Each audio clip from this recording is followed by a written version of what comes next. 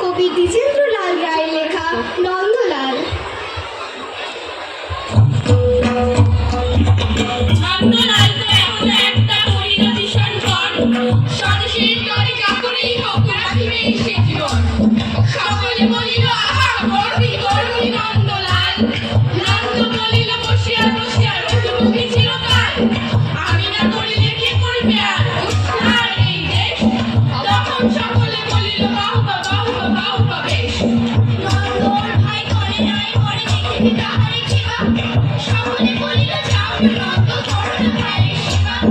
নন্দ বলিল ভাইয়ের জন্য জীবনটা তুলে দিই, না হয় দিলাম মৃত্যু